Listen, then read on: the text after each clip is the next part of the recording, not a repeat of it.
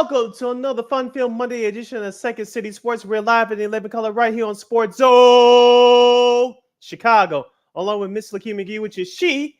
I am Sydney Brown. Hey, that's me. You can follow yours truly on the Twitter and the IG at SidKid80. Once again, it's SidKid80. That's SIDKID80. That's SIDKID80.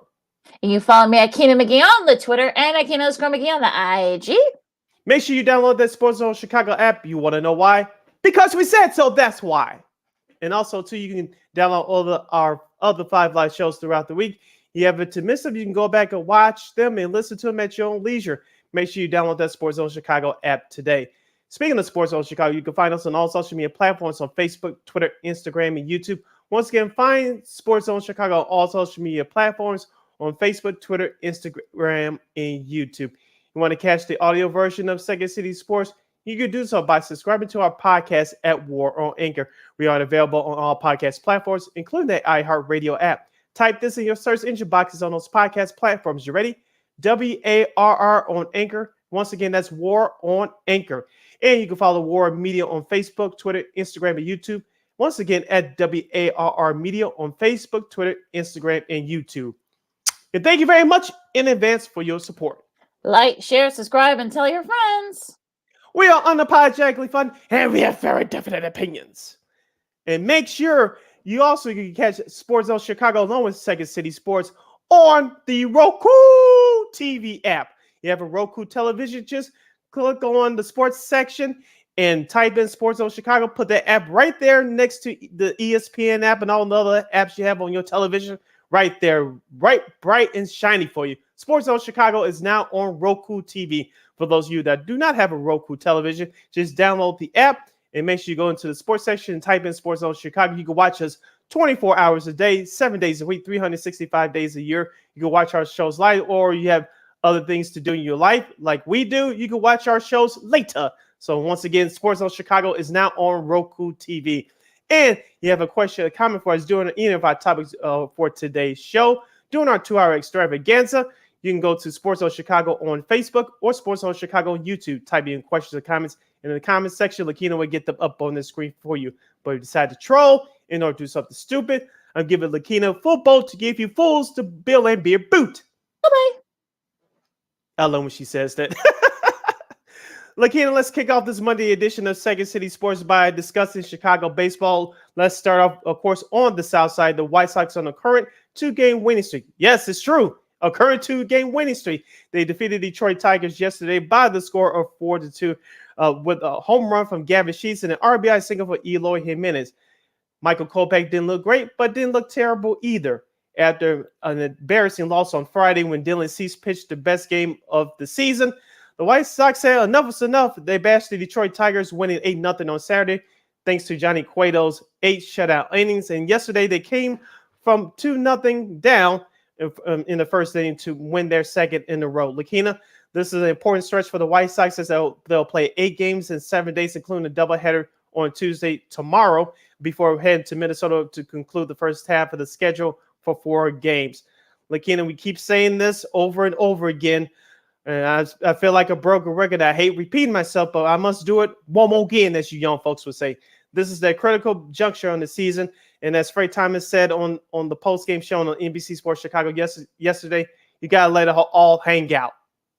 Salvaging, I think, would be the better word to describe it. I think salvaging that you got to split from Detroit. Okay, yippee, good for you. You took advantage of Robbie Grossman's, who that was his first error, I think, since like 2018. I think I saw somewhere. So that it was a short fly with 2 outs left in the 8th. He dropped the ball. I don't know if it was the win or maybe he just mistimed the ball. I don't know, but okay, yeah, okay. People want to say it's the win, but it's a win off the lake. Okay, if you guys say so, but yeah, I mean, okay, yeah, you took advantage of it. Okay, great, you salvaged a split with the Tigers. Okay, good for you. But here's the thing, though. You got 7 games coming up, including the doubleheader tomorrow to make up, for the doubleheader, against the Guardians. So, okay, fine. You're still okay. The inconsistencies are still there. I mean, you saw what happened those first 2 games at the Tigers on Thursday and Friday. So, color me not impressed. You're still 5 games back. And that's probably the only like good thing, and probably all the good news about it. But again, you've got multiple teams around you that are still they're still hot. We'll get to the Mariners in a second. So they're one of the hottest Mhm, teams in the league right now. The Red Sox, salvage a split against the Yankees. We'll get to that in a mhm. second. But it's sort of one of those things where you're like, okay, you're back to where you started on Thursday. Okay, okay, give me more here. Feed me more. Okay. I think the White Sox will feed you more. And a couple of things that I took out from the series this weekend. Gavin Sheets defensively has slightly improved. And most importantly, he improved his eye at the plate. He hit the one home run on Saturday. He hit the game tying home run on Saturday rather than the game tying home run yesterday as the Sox came back to beat Detroit. Gavin Sheets is really reading the ball well at the plate right now. And so is Andrew Vaughn. I know his average has dipped a little bit, but that young man is seeing the ball at home plate right now as well. So Gavin Sheets, his approach is slightly different than it was from earlier in the season. The numbers still have to improve, especially that batting average, but I like the way he's been playing right now. Johnny Cueto, as I mentioned at the top, he except for a couple of bad starts, he's been the savior of this rotation outside of Dylan Cease. And Cueto pitched 8 shutout innings on Saturday, which was very good for the Sox. It held that the Sox game a 6-0 lead after 2 innings on Saturday. But Johnny Cueto has been another solid rock in that rotation. Remember, they found him off the scrap heap because Lance Lynn started the year off on the injured list. But Johnny Cueto has really been good. The bullpen actually showed up for once. Liam Hendricks looks like he's getting back into form from his injury a couple of weeks ago. And so things are looking up for the Sox, but as you said, Lakeena, has put up a shut up to the teams in front of you. You play them in these next 8 straight games before we commence on our next Monday show for the All-Star break. It's really going to tell what the Sox are looking for or perhaps dumping in terms of GM Rick Hahn, what he's going to do going forward as far as the season is concerned. But the Sox can and will determine their future, what they do on the field starting tonight in Cleveland. It'll be interesting to see what happens there in that series. Excuse me. Lance Lynn go against Quantrill. Mhm. That's tonight. And then the doubleheader. First at noon, you got Season. Shane Bieber. That should be a fun one. Bieber did not have a good start in his last start, but we'll see if they can bounce back He from usually that. does well against the Sox. Yeah, so we'll see. That's usually not a good sign for Sox fans. So the other games, I know Giolito against Sival, that's for the rubber match there on Mhm. Wednesday. But yeah, I think for me, I think this whole thing. Look, I'm in improvement mode. I mean, we Mhm. thought that the White Sox were kind of starting to sort of creep in a little bit. They're gonna go back down. I mean, yeah, they've been hitting the ball better, and yes, they've been taking advantage of mistakes by other teams and blah blah blah. I know our buddy Vernon Fairley chimed in said, did you see the Times article? Apparently, I guess there was an article that came out early this morning that said that there wasn't, a lot of leadership at the White Sox clubhouse. I mean, we really didn't need anybody to tell us that. I mean, you could tell by the way they play, the way they, demeanor and carry themselves. So, I Mhm. mean, okay, all right. I mean, that's sort of like one of those things where you're kind of like, okay, but it is what it is. I think at this point, I mean, if they look, winning is usually the thing that kind of writes a lot of things. So Mhm. maybe that'll help. But again, if this lingers, you might have some problems. But we just gotta wait and see. And also, too, let's not forget about the impact of the return of your guy, Lakeena, Eloy Jimenez. He has not gaffed up on the field yet. Hopefully, we won't see that as far as the rest of the season is concerned. But his bat is starting to heat up. He hit his first home run in a while last week in that series finale at home against Minnesota. Of course, he had the go-ahead RBI single yesterday. So it looks like Eloy Jimenez is back to his mid-season form. Hopefully that continues. They'll definitely need it as they play Minnesota and Cleveland on the road.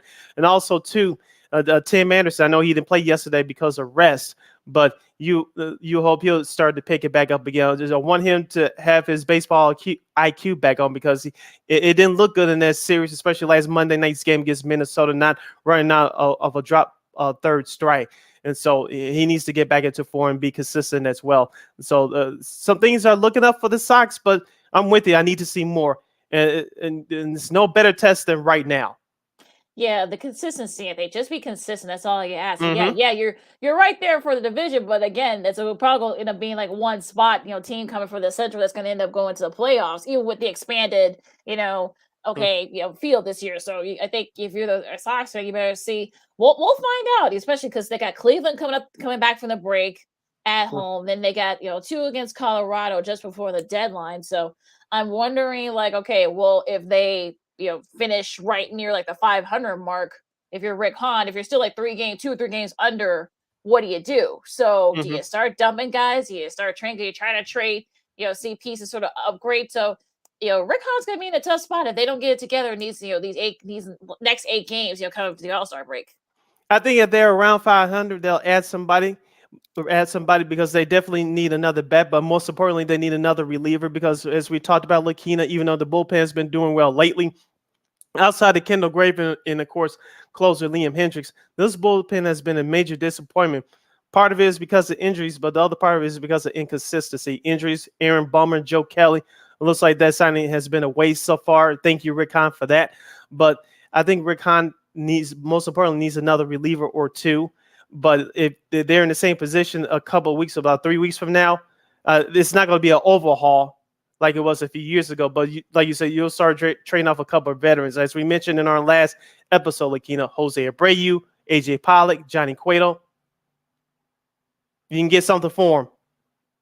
Yeah, we'll see what they can do that. So going up north, the Cubs lose a heartbreaking sweep against the Dodgers, where they were in a couple of games. They lost, as a walk off, and then they had like an 8-0 lead. But then that whole, that lead evaporated. So I mean, you can kind of tell like the youth of this team is starting to show a little bit. They end up losing 11-9. Unfortunately, they get swept by the Dodgers and such. So it's sort of one of those things where you're kind of wondering, they hit the ball out, away from your eyes. Your eyes only lasted like 2 innings. So unfortunately, they weren't able to take advantage of some of those things and, errors and such. So yeah, just not. And then just when you thought that maybe you were kind of starting to get back into good graces with the Cubs, and then they do something other stuff. So it's just unfortunate at this point. You're kind of like, okay. Yeah, Marcus Stroman, who made his return off the injured list, he looked good in that game on Saturday against the Dodgers. But as we talked about before, Lakeena, if this team is majority healthy, they look like they could be one of the top middle of the road teams in baseball in terms of the way they score runs and bunches. You saw that especially in yesterday's series finale. Patrick Wisdom, he can hit the ball, which he did over the weekend, but he had a hole in his glove, which cost the Cubs a couple of runs, which turned out to be the difference in the ball game yesterday. Ian Happ, congratulations to him being named an All-Star next to Wilson Contreras. Both of them will represent the Cubs in the All-Star game. We'll talk about the rest of the All-Star rosters in next hour. But this Cubs team, as you talked about, they are showing their youth and they're showing their inexperience. They look good at times, but everything's on cue, but their inexperience shows. And with the Dodgers, one of the reasons why they are on the top of the National League is because they take advantage of the other team's mistakes, and they are very consistent in those moments as well. Yeah, and I think that's sort of the problem. And again, Ian Happ, Kyle Hendricks, Wilson Contreras, he's back in the All-Star game as well as a starter. So we'll have to wait and see if he's going to be back there as well. So it's going to get. Yeah, I mean, look, Jed Hoyer, we're gonna see what he does, because does he trade like a couple of those guys and such? So yeah, we don't know what the plan is, and I don't think they know at this point. So I guess we'll have to wait and see what they do. Do you know what the plan is at this point, Lakeena? I'll take a crack. They're rebuilding. They just won't tell you and I or the rest of the Cubs fans that. I know many Cubs fans are complaining that this team, they're running like a small market team. I understand you're in the third largest market in America, but you're running this like a small market team. They needed to rebuild. Looks like they're trying to do it on the fly, be competitive and rebuild on the fly. You don't have enough prospects or pieces in your farm system to do that, so they will have to bottom up. I know Jed Hoyer was doing his media round saying that it's not going to take as long as people think. Well, we'll see about that. But as we said before, Lakeena, the players are on this roster right now. Realistically, how many of them do you see in the next 2 or 3 years that are going to be difference makers for this Cubs team? We'll have to wait and see. And I think that's going to be the problem. And then we'll see what happens there. There's our buddy Antoine Showtime War. Antoine Showtime War. Nice to hear from you again, my man. Yeah, some dog days ahead for the Cubs. Out, damn it, a la Florida Evans. those of you who don't get that last part of his comment. But yeah, again, Yep. look, we'll see. Now what caught your eye in all of Major League Baseball this weekend? A lot of interesting things happening in baseball over the weekend. Yeah, your Seattle Mariners, Lakeena, 8 in a row. They swept Toronto. The Yeah, was Baltimore Orioles also on the 8-game winning streak. 2 games back of that yes. third and last wild card spot in the American League. They're on the 8-game winning streak. They swept the Anaheim Angels, which that team has become a joke at this point. I know some people want to ask Mike Trout to ask for a trade. I don't know if that's going to happen. Shohei Ohtani may not be there in a couple of years. We'll see about that. But those are the 2 things that jumped out at me this weekend. Yeah, it's sort of interesting that they extended their longest win streak this season to 18. Their 4th straight win over the Angels also ties their longest streak versus the Angels since they won 6 straight back in 2010. So, they've had the Angels number in recent years. And look, there are some really good players on that Orioles team. So if Mm-hmm. if you're the Orioles brass, you thought, oh, we could trade some of these guys. No, yeah, they're actually right there within that last wild card spot. So you might not want to trade anybody at this point. And you got Santana, with the RBI, with that RBI and that won that game for them on that got them to sweep against the Angels. So yeah, they've got a really good roster of talent there on that team. So I think Baltimore fans should be feeling pretty good. I mean, it's actually pretty good. I mean, like I said, Anthony Santander, Austin Hayes, Troy Mancini, Trey Mancini, I should Newcastle. say. Yep. Yeah, so they got a lot of really good players on that squad. Carlos Mullins as well, so Cedric Mullins, I should say, as well. So there are so many really good players on that team. So I think if you're an Orioles fan, you should be feeling pretty good about your team so far. As for Seattle, Toronto, their pitching has been kind of that's been the thing that with the exception of Guzman.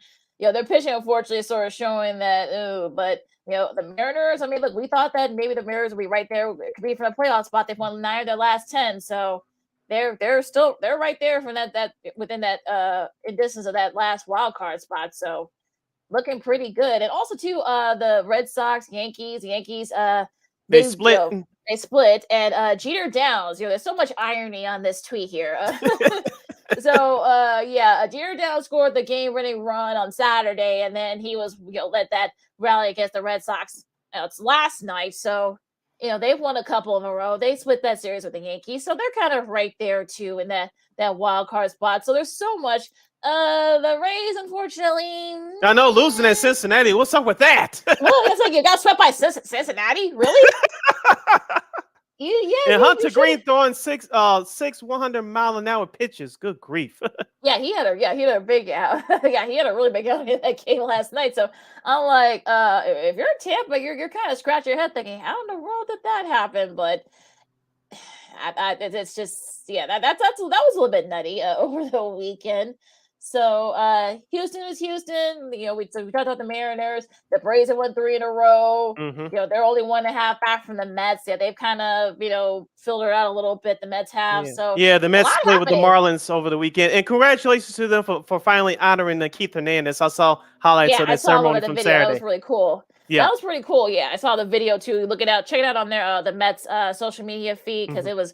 They're right there for it. Look, our buddy Twan again, Showtime chimed in like Ohtani and Trout on the same team. And it's a shame that they won't see any posting action this year. The fans are missing out on 2 great generational players, the most important part of the year. And yeah, you're right, Twan. I mean, unfortunately, I think that is the case, and we're gonna see. Mm-hmm. I think we're seeing that too. Which team do you guys see crashing after the All-Star break? Kind of hard to say at this point. Yeah, it really is going to depend on who is going to end up. There's going to be a lot of moving in the trade deadline, so you got to think the Yankees are they need pitching desperately. They definitely need pitching. I think the Blue Jays need pitching as well. Yes, the Mariners they definitely need a little more, experience hitting and such. I'm sure other teams, especially in the NL East, are all 3 of the top teams. The Mets, the Braves, and the Phillies are going to be making some moves. So it's kind of hard to say who's going to end up crash. Who's going to crash at the All-Star break because the season's been, I don't want to say unpredictable, but it's sort of like we you just don't know what's going to happen. And plus, that third wild card is in place, so it's not going to be as much as a fire sale as people may want or think. So we'll see what happens there. Just quickly, Lakeena, a couple other series from over the weekend. The Minnesota Twins, who are the White Sox, are chasing right now. They avoid the sweep yesterday thanks to Byron Buxton's home run. So Minnesota gets out of Texas with a win, even though they lost 2 out of 3. And Cleveland loses 2 out of 3 in Kansas City. Yeah, so we'll get more about that, but we're gonna do switch gears here and talk some college football. Matt Fortuna from The Athletic will join us to talk about the conference musical chairs, as I call it, and such. And are we one step closer to super conferences? Keenan McGee, Sydney Brown, Second City Sports on Sports Zone Chicago, and we'll see you guys in a bit. Progressive presents the Sports Flash on the Sports Zone Chicago. The Dodgers beat the Cubs 11-9 on Sunday at Dodger Stadium. Freddie Freeman 4 for 5 with a home run. LA rallied from a pair of 5-run deficits. PJ Higgins hit his first career grand slam during Chicago's 5-run fifth. David Bodie hit a 3-run homer in the third, but the Cubs couldn't hang on. They've lost 4 in a row in 6 of 10. Back goes Reyes. This is gone, and we are tied. Gavin Sheets put a charge into a 3-2 pitch. White Sox radio with the call. 4-2 the win over the Tigers. The Sox have wins in 2 straight and 6 of 10. Pinch hitter A.J. Pollock's 2-out single broke a 2-2 tie. Kendall Graveman pitched a scoreless 8th for the win. Liam Hendricks with the perfect 9th for his 17th save. NBA Vegas Summer League action Sunday. The Knicks beat the Bulls 101-69. Next up for Chicago is Tuesday afternoon's matchup against the Raptors. It'll be a 4 Central tip-off. I'm Chuck Sanders. That's the Sports Flash on the Sports Zone Chicago. Macy's 4th of July sale has everything you need to make a splash at the barbecue, with great deals like 50 to 60% off swimwear for all, and dry off with plush Charter Club beach towels for $40. Plus, get 40% off almost all sandals now during the great sandal sale. And Macy's Star Rewards members can earn rewards even faster during Star Money bonus days. See Macys.com/Star Rewards. Savings off regular sale and clearance prices. Exclusions apply. Mr. Clean, Mr. Clean. So a friend told me about Mr. Clean Magic Eraser, and his exact words were, "It changed my life." I used to spend a ridiculous amount of time trying to remove tomato sauce from inside our microwave and soap scum off the bathtub. It's like seriously magic, and my secret weapon for cleaning the kitchen, bathroom, doors, and walls, and even keeping my sneakers clean. Mr. Clean Magic Eraser. Greatest invention ever. Mr. Clean, Mr. Clean, Mr. Clean. Mr. Clean Magic Eraser, the unicorn of cleaning.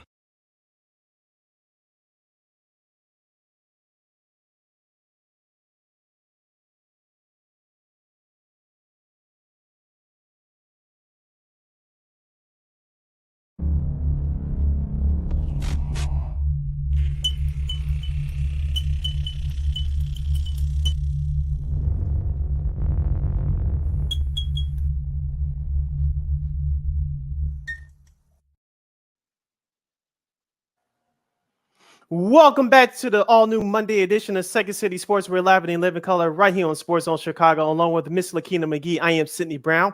You can follow yours truly on the Twitter and the IG at CK80. Once again, at CK80. That's SIDKID80. SIDKID80. You can follow me at Keenan McGee on the Twitter and at Keenan_McGee on the IG.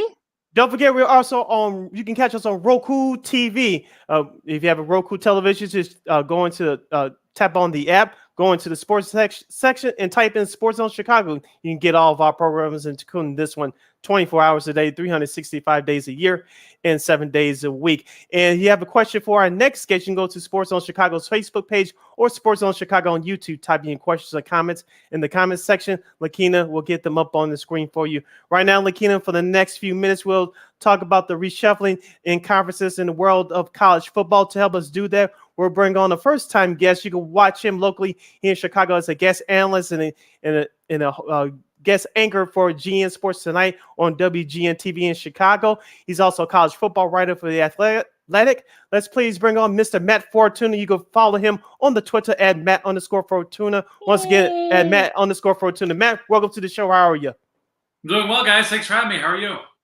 Doing great. UCLA and USC, they're no longer in the Big Ten. They packed themselves up, and now they're crossing the street over to the Big Ten. This news has been out there for the last week and a half or so. We wanted to get you on. How did this process come about, and what was your initial reaction when you heard the news? Yeah, crossing the street, more like crossing the country. going from True. The conference that's headquarters is in Rosemont, Illinois, but I was surprised, like everyone else, at least by the timing. I think when you take a step back and look at the college sports landscape as a whole, there's just so much money being made by the Big Ten and the SEC relative to everyone else in college football that it's kind of inevitable that anyone worth anything is going to assimilate into one of those two leagues. But the timing certainly surprised me. Look, the Big Ten was in the middle of their TV rights negotiations. Obviously, they're more valuable now, adding those two schools, than they would have been without them. And the public announcement of that deal kept getting delayed from what I had heard. So, your antenna goes up a little bit, but certainly anytime you see two powerhouse programs like USC and UCLA leave a conference that they've been a part of for around 100 years or so, that certainly sends shockwaves throughout the sport, and it leaves a lot of people in other conferences scrambling, trying to figure out what they do next. Well, and also too the money aspect of it, Matt. I mean, when you hear Martin Drummond, who's the AD over at UCLA, saying that they were about what $50 or $60 million in the hole. That's why, and they would have had to cut some sports like some of their their top sports, championship sports like softball, volleyball, and those type of things. So, what do you think about those comments? And you're sort of like, aha, that's why they made the move. Yeah, I mean, we could analyze it and put our own personal spin on it all we want, but at the end of the day, if we see the numbers in front of us, it makes perfectly good sense, right? I mean, if you're not in one of those two leagues right now, if you're not in the Big Ten or the SEC, and you look at the recent tax forms, you look at the revenue you're making from your media rights deals, I mean, you're making $20, $30, $40 million a year, and in the SEC or Big Ten, that's going to be close to $100 million a year. And when you do the math over a number of different years, that amounts to hundreds of millions of dollars of a gap, between what UCLA would have been making in the Pac-12 versus what they will be making in the Big Ten. And I know the dollar doesn't solve everything. You got to go out on the field and play the games. But when it comes to hiring coaches, retaining coaches, building facilities, making your place attractive, making it sure it's on as many different or as big of a broadcast platform as possible, all that adds up. And when you look into the crystal ball into the future, it's why the Clemsons of the world, the Florida States of the world, those who are stuck in the ACC or other conferences who otherwise have power programs are really looking in the mirror wondering, what are we going to do to keep up? Because when Dabo Swinney signed a $9.3 million a year deal at Clemson in 2019, that was a game changer. And now he's got a lot of company in that $9 million a year club, and it's going to be more difficult for Clemson to theoretically continue to pay him market value if he keeps winning at a national championship level while everyone else continues to make that much money. Matt Fortuna, college football writer from The Athletic, is joining us right here on Second City Sports. We're live and in living color on Sports on Chicago. Sid, Lakeena here with you. Matt, let's stay with the SEC as you brought up just a moment ago. Of course, Oklahoma and Texas are coming over in the next couple of years or so. What other teams do you see the SEC adding to match the Big Ten in terms of becoming this power conference? Because I know there's other pundits and analysts like Herbstreit's been saying that it looks like the college football has become the AFC and the NFC from the NFL. What teams do you see the SEC, if any, adding to their conference over the next few years or so? Yes, it really has. And when you look at the broadcast people dictating these decisions, right? You've got Fox, the Big Ten, kind of like Fox is the NFC, and you've got ESPN with the SEC, kind of like CBS is with the AFC. So I think that's a pretty apt analogy about the way things are going right now. As far as what the SEC will do next, I think when you have 16 teams in the conference, as they will in the future with Texas, Oklahoma there, you want schools that are going to add to every school's individual pie, right? If you divide that pie up by 18, everyone gets a little bit less. Obviously, Notre Dame is the big money maker out there right now that is not home to a conference full-time in football. I do think when you look regionally and culturally, Clemson and Florida State and maybe even Miami would make perfect sense in the SEC. But the ACC right now, for all their financial troubles, they are all contractually locked into each other through 2036 due to the ACC network agreement that they signed with ESPN back in 2016. So I think from where we stand right now, it would take something pretty drastic for a full-time ACC school to get out of the ACC, because their media rights revenue are tied to the ACC for the next 14 years. And that's hundreds of millions of dollars you'd probably be sacrificing. And, at some point that just becomes too hard to get out from under right now. And I think if there was a legal avenue toward doing that, we would have seen a school try to do it so far, and we haven't yet. So I think we're in a bit of a holding pattern right now until we figure out what Notre Dame and maybe Oregon and Washington do as well. Yeah, you're piggybacking off that, Matt, because I feel like, okay, where does this leave the Pac-12? I mean, there are rumors that maybe the Pac-12, some of those schools, like you mentioned, might go to the ACC, and then there might be some other shuffling going on that the Big 12 might add a couple of teams from the Pac-12. There were some rumors that came out about that in the last few days. So where do you see all these, conference, sort of like the merry-go-round or the musical chairs, as I call it? Yeah, it's an interesting scenario because I think you have programs like Oregon and Washington, which have blue blood status, have a lot of big money people behind them, are in a part of the country that otherwise isn't really touched by the rest of the college football world.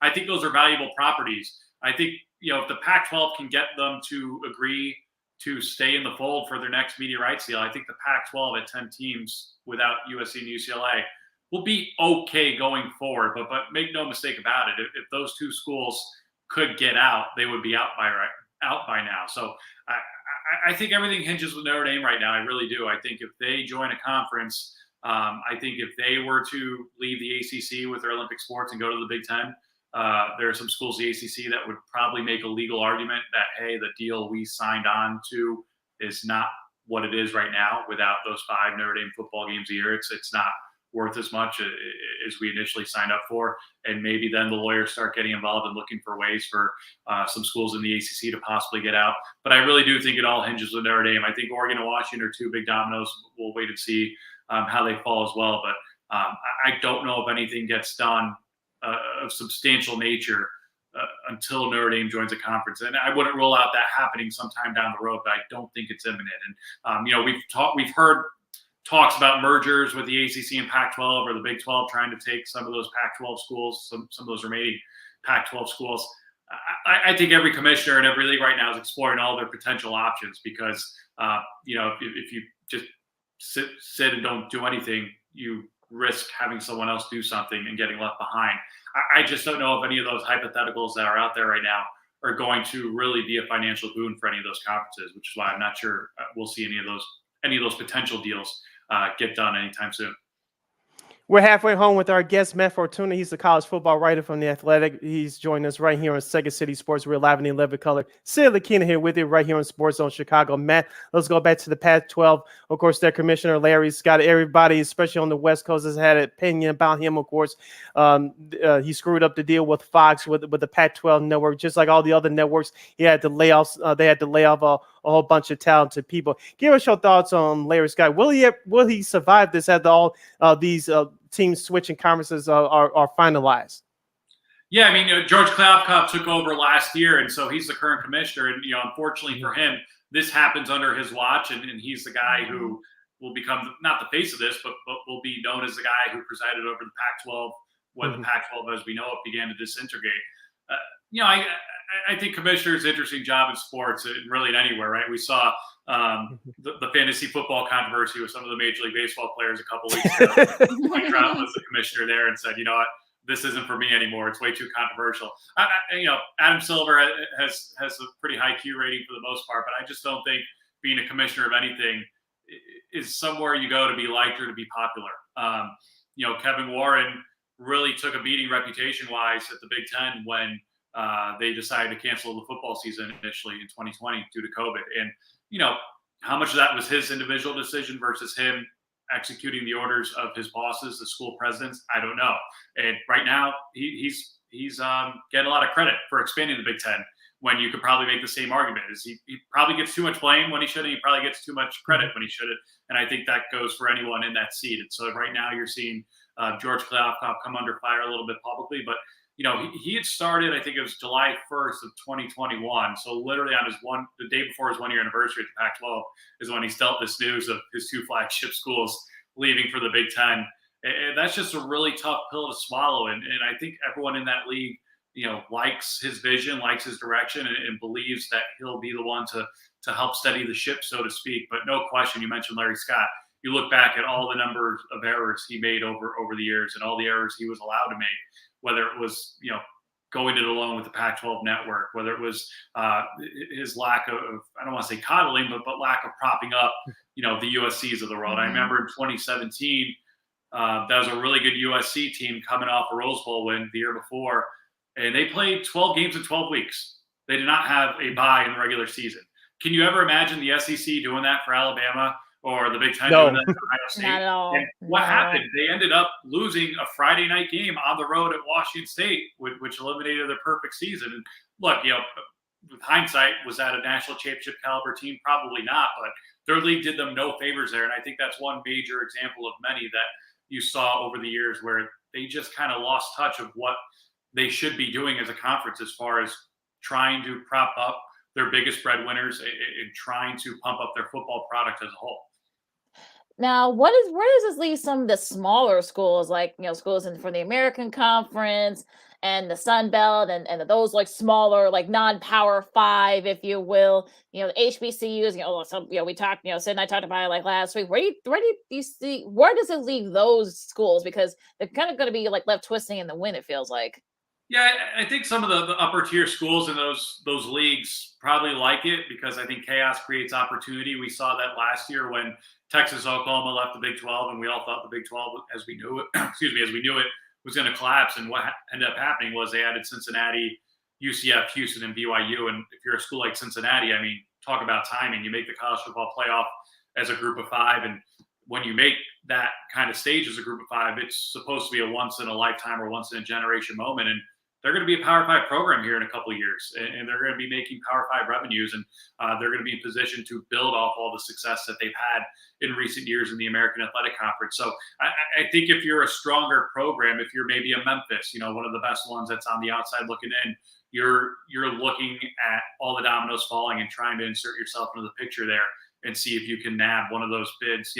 I'm sure San Diego State and Boise State right now are calling the Pac-12 like crazy trying to get in there. I don't know if that's going to happen, but I definitely think whenever someone leaves a power conference, the first initial reaction is what are they going to do to replace those schools? And usually it's dipping into the group of 5 level.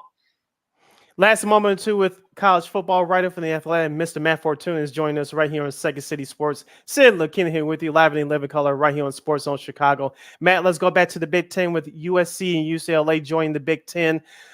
What does this move do in terms of scheduling for the college football season? Do UCLA and USC both schedule to come to the East Coast in the early part of the year, or do they mix them up? Well, one of those teams come to the East Coast in September, early October, or do you send both of them to the East Coast in early November, which the weather potentially gets nasty? What, in your opinion, what do you think what does this do for scheduling for those teams down the road? Yeah, Sydney, I think that's the biggest question right now as far as how this is going to work, right? And look, football is the moneymaker. Football is what we're going to talk about. I feel really bad for the women's swimming team that might have to go from Los Angeles to State College for a Tuesday night meet. I don't know how I went to Penn State. That's not an easy place to get to, no matter where you're coming from. I can only imagine the stress and the toll and the financials that will go with moves like that. But to your point with football, I mean, the Big Ten was already re-examining its future scheduling models as far as, are they going to eliminate divisions? Are they going to go to a pod system? Are they going to go to a couple permanent rivals a year and then you rotate the others per year? I think everyone wants to wait and see what the new college football playoff format will be, because you want to put yourself in a position to maximize your number of potential bids in that format. And that's up in the air right now. We don't know what that's going to look like. But certainly, if you're USC and UCLA right now, I mean, if you're Lincoln Riley, right, I think the dynamics of the USC job have just completely changed. It's obviously a powerhouse. You're still going to recruit extremely well, but unless they're giving you an entire home schedule in November, you're going to be playing in cold weather more games than not. And that changes the dynamics of the kind of offense you want to run, of the way you're going to schedule, of the way you're going to play and recruit. So I think that's probably the most fascinating question from a competition standpoint about how this is all going to work. I do know that, sitting Big Ten schools, the 14 previous Big Ten schools, they all had questions in that regard when this was brought up as a discussion point. And the league essentially said, look, the ones that have to worry about this are USC and UCLA more than you guys. You'll only be going out there one game a year, if that. They're the ones who are going to be doing all the legwork with traveling. And that's something we're going to have to work together with as a conference to figure out the best method and best approach to do that. But no question, it's going to be interesting, right? USC, are they going to play at Penn State on a Saturday and then have a home game against Wisconsin on a Friday? I mean, the number of different scenarios you can play out in your head right now are definitely fascinating.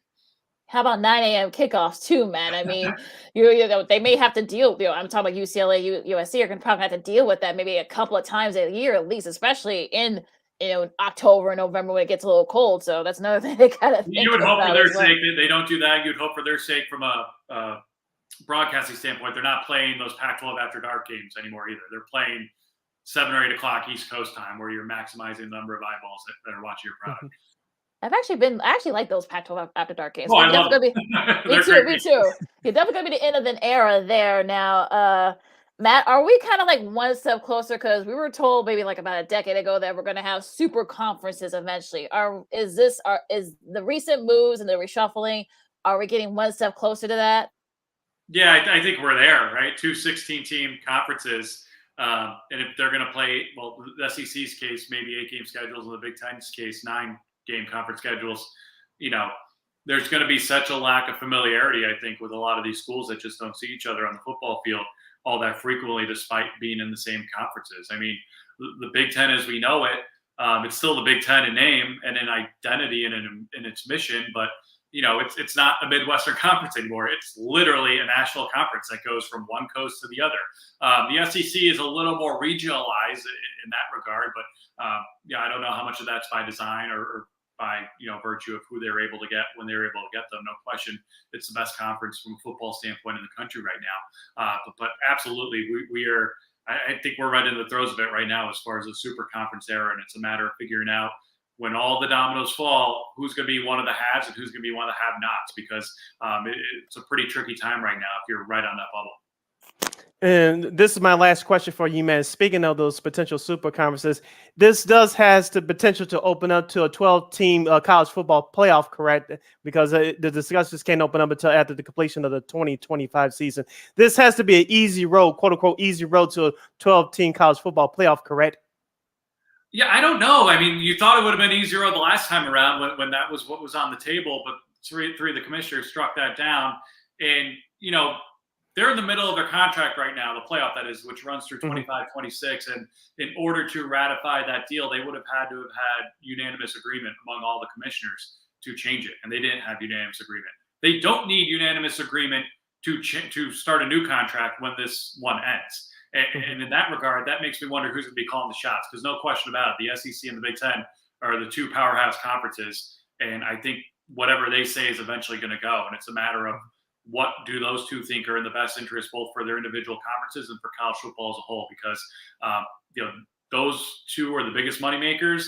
They're the biggest conferences in terms of size, and they've got the two biggest voices at the table right now. And I don't know what you can do if you're a commissioner or a school in another conference if you disagree with the way they see this thing going, because they're going to be calling the shots, and they're going to go with or without you. Absolutely. And the last question for me. Now, we're going to try to have you back on during the season, so we're putting out there, folks, for all our friends, streaming and listening to this and going to be watching this.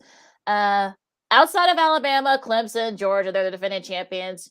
Who are your kind of like your early favorites for this season coming up? Yeah, it's as much as I love this sport, it lacks for intrigue in the national title race, because 3 of the teams you just said are probably going to be right there. I'd add Ohio State to that mix as well. I think USC is going to be fascinating to watch. I mean, it's a sleeping giant of a power that has a new head coach who's a proven winner and who has completely remade that roster and that program through the transfer portal. Is that good enough to get them in the championship mix this year? I personally don't think so. I mean, I think they'll be a Pac-12 contender. I think they're still I think it takes a number of years to build your program, particularly in the trenches, to really take a swing at winning a national championship. But no question, Lincoln Riley has USC pointing in that direction. But, Ohio State has a prove-it game in week 1 against Notre Dame. And I know Ohio State is heavily favored in that game and is expected to win it. But I think if they win it in a manner that is dominant against a Notre Dame team that's coming off an 11-1 regular season from a year ago and has all the hype and charm of a new head coach, I think that will speak loud and clear to what the rest of the country needs to watch out for, because we've seen those receivers in action. We know what a great quarterback C.J. Stroud is. He was a Heisman finalist last year in his first year starting. And they completely changed their defense, which was a weak point last year. They hired Jim Knowles as their coordinator over from Oklahoma State, who had completely remade the Cowboys defense last year. So Ohio State's going to be a very, very dangerous team to watch this year, particularly when you consider the fact that, they had a down year last year by their standards. They lost that Michigan game, and that's something that they've undoubtedly reminded themselves of every single day since then. And that makes for a pretty dangerous recipe if you're facing the Buckeyes. All right, that was Matt Fortuna, college football writer from The Athletic, and you can catch him as a freaking guest and a guest host on GN Sports Tonight on WGN TV in Chicago. You can follow him on Twitter at Matt_Fortuna. Once again, at Matt_Fortuna. Matt, thank you so much for joining us today. Great job. You keep up the great work. And as Lakeena said, we'll have you back on at some point during the college football season. Thanks, guys. Appreciate it. Thanks, Matt. Right, thank you. Stay safe.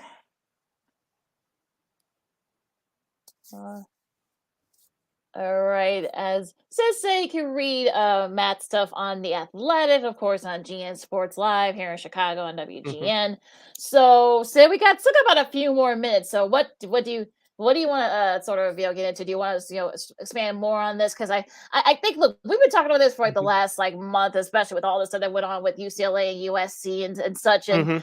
Listen to what the AD from UCLA, Martin Jamon, said that, well, there were tens of millions in the hole and they had to make this move. And okay, well, you just said the quiet part out loud, dude. So you're like, I mean, come on. So this is a money move. You just admitted it in front of everybody. So you're like, okay. And, like Matt said, you feel bad for some the smaller sports, like the swim team and the volleyball team. I mean, if UCLA, USC have really top volleyball programs on the women's side. So, okay, if they're gonna have to go cross country for a match and such. If you're on the cross country team, you probably have to go cross country, especially when it gets cold. It's gonna be very cold there. So. I know they probably dealt with that up in Washington and Oregon too, in those areas because it gets a little cold. But there's snow on the ground too here in the Midwest, so that's something they got to figure out.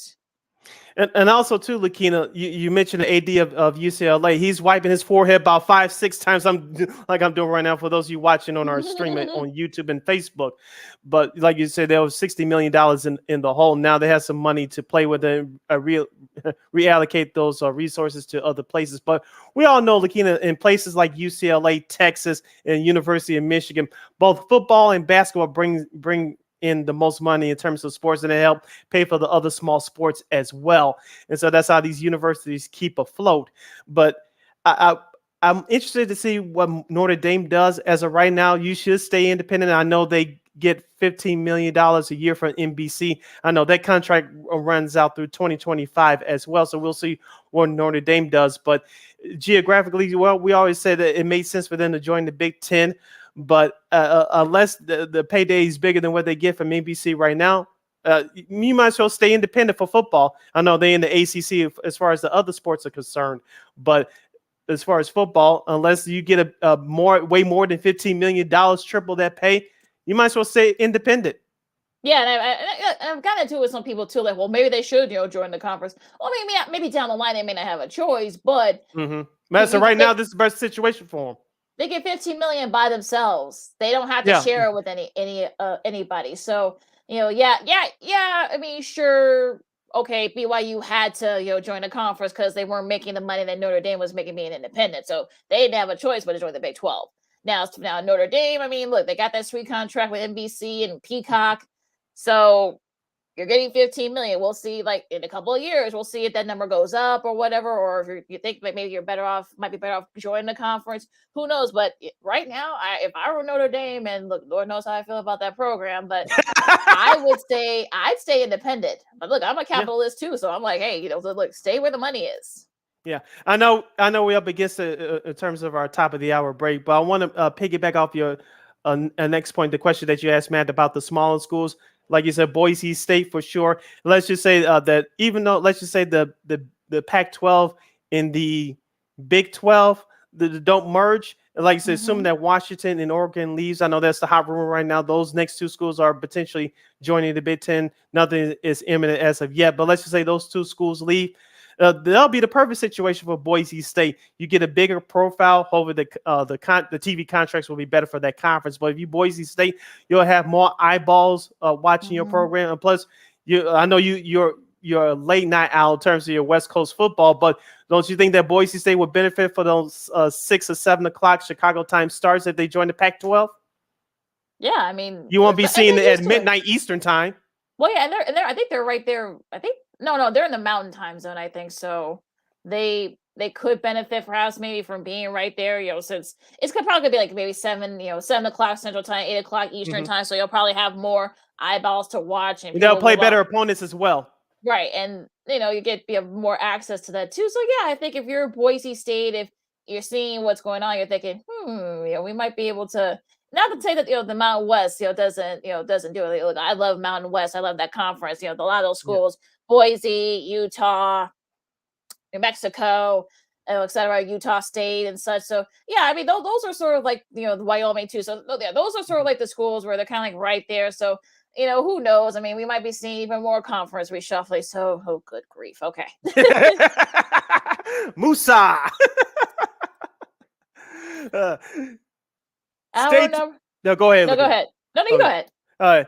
Stay tuned for more sports and more fun as Second City Sports continues with our review of in Major League Baseball's All-Star Game rosters, who got in, who got snubbed, and all the other good stuff. The WNBA celebrated its All-Star weekend here in the city of Chicago. We'll give you our commentary on that. We have some sports media news, and it's the return of Old School TV Monday. You're going to like the TV show that we'll salute today. And it was actually one of the forefathers of the what we call the famous TV block on a certain day of the week. We'll leave you pondering with that and a whole lot more. I'm Sidney Brown. That's Lakeena McGee. You're listening to Second City Sports. We're live and in living color right here on Sports Zone Chicago. Progressive presents the Sports Flash on the Sports Zone Chicago. The Dodgers beat the Cubs 11-9 on Sunday at Dodger Stadium. Freddie Freeman 4 for 5 with a home run. LA rallied from a pair of 5-run deficits. PJ Higgins hit his first career Grand Slam during Chicago's 5-run fifth. David Bodie hit a 3-run homer in the third, but the Cubs couldn't hang on. They've lost 4 in a row in 6 of 10. Back goes Reyes. This is gone, and we are tied. Gavin Sheets put a charge into a 3-2 pitch. White Sox radio with the call. 4-2 the win over the Tigers. The Sox have wins in 2 straight and 6 of 10. Pinch hitter A.J. Pollock's 2-out single broke a 2-2 tie. Kendall Graveman pitched a scoreless 8th for the win. Liam Hendricks with the perfect 9th for his 17th save. NBA Vegas Summer League action Sunday. The Knicks beat the Bulls 101-69. Next up for Chicago is Tuesday afternoon's matchup against the Raptors. It'll be a 4 Central tip-off. I'm Chuck Sanders. That's the Sports Flash on the Sports Zone Chicago. Macy's 4th of July sale has everything you need to make a splash at the barbecue, with great deals like 50 to 60% off swimwear for all, and dry off with plush Charter Club beach towels for $40. Plus, get 40% off almost all sandals now during the great sandal sale. And Macy's Star Rewards members can earn rewards even faster during Star Money bonus days. See Macys.com/Star Rewards. Savings off regular sale and clearance prices. Exclusions apply.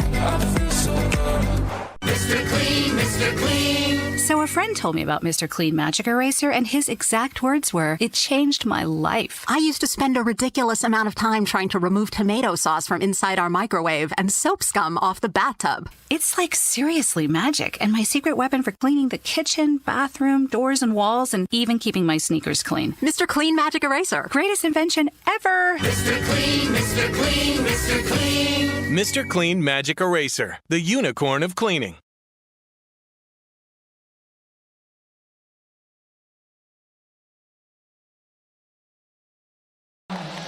The hometown Quigley from Chicago played it to Paul, a champion for the Sky.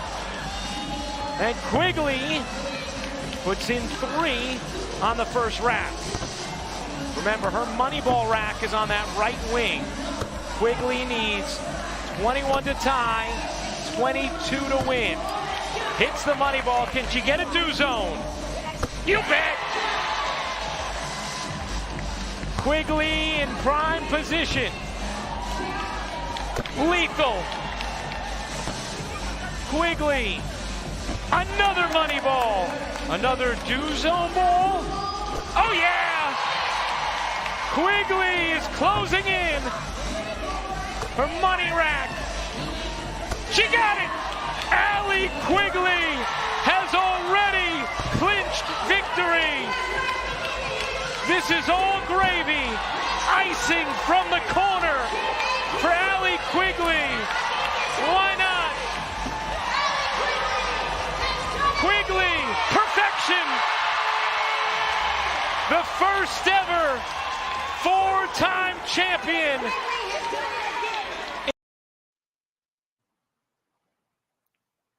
Welcome back to those darn rejoins. yeah. Go ahead, Sid. Oh, welcome back to hour number 2 of Second City Sports. We're live in living color, another Monday edition right here in Sports House Chicago. I'm Sid. That's Lakeena. You can follow yours truly on the Twitter and the IG at SidKid80. Once again, it's SidKid80. That's SIDKID80. That's SIDKID80. You can follow me at Keena McGee on the Twitter and at Keena_McGee on the IG. And those highlights are courtesy of the WNBA on ESPN and ABC. I'd like to thank them one and all. Don't forget, you can follow Sports on Chicago on all social media platforms, so Facebook, Twitter, Instagram, and YouTube. And also, we are on Roku TV. You have a Roku television, just tap on the app, go to the sports section, and download Sports on Chicago. If you don't have a Roku TV, just download the app anyway. Just go into the sports section and type in Sports on Chicago. Liam Hendricks, especially after nailing down yesterday against the Detroit Tigers, he loves it too. He says Sports on Chicago is now on Roku. That's right. Roku TV is now the host to Sports on Chicago. You can access all of our other 5 live shows that air throughout the week. Like tonight, What's Up Cuz will be on from 6 to 8 p.m. exclusively right here on Sports Zone Chicago with Jason Palmer and his cousin Lance C. Urban. We got to get on that program, Lakeem, sooner rather than later. Yeah, hopefully we can get that during, as the NFL season is approaching. So hopefully, we promised that we get them on too. So yeah, that'd be cool. Yeah. Cool. We can do like a sort of like a cross, cross promotion, if you will. So that'd be pretty cool if we could do that, during the football season. That'd be awesome. So, but first, we'll talk about the WNBA, and there were some comments that the commissioner made that kind of rubbed me the wrong way, but we'll get to that in a second. But let's talk a little bit about the All-Star game. It looks like so far, at least, we're going to have 3 All-Stars here in Chicago, 2 from the Cubs, 1 from the White Sox. From the Cubs, you got Wilson Contreras, who's going to be a starting catcher for the NL. I think this is just like his 5th or 6th All-Star game and such. And also too, Ian Happ will be going to his first All-Star game. If you catch his comments, I don't know if it was prior or maybe like right after the game. You saw how emotional he got. This is his first All-Star trip, so gotta say congrats to him. And Tim Anderson, it's his 3rd All-Star. It's gonna be his 3rd All-Star appearance. So it's going to be in LA. So what did you think about, I know there is one Chicago player that probably has every right to be a little bit miffed and deservedly so. And Sid, you got his picture on the back of you there. That's Mr. Dylan Cease. I'm not going to sit here and say that his last start was the nail in the coffin, and that's why he didn't get the All-Star nod. But Dylan Cease has been pitching his tail off for the White Sox all season long. I talked about Johnny Cueto earlier. Rick Hahn found him off the scrap heap. But Dylan Cease, he's a top 5 pitcher in strikeouts, top 5 in ERA. And he's really improved from a couple years ago, Lakeena. Remember, we talked about this a couple years ago when he was starting to get his footing, that he used to strike out a whole lot of people and not put the ball in play. He's starting to do that just a little bit. He still strikes out a lot of guys, but he still needs to work on the pitch count here and there, and not be like the young Carlos Rodon having 100 pitches to 5.5 innings. But it seems like he has more command of his pitches. He definitely has the fastball on track. His breaking ball is starting to improve. So he's really having control on the mound right now. And for him not to get into the All-Star game is just absurd. And I said this for a long time as well, Lakeena, and I'll say it again. Why does every team have to be represented in the All-Star game? I think that's the only league that has that rule out of the 4 major sports. Do I really need to see an All-Star from the Oakland Athletics unless they have an off the charts year? It's sort of silly. I need to see that.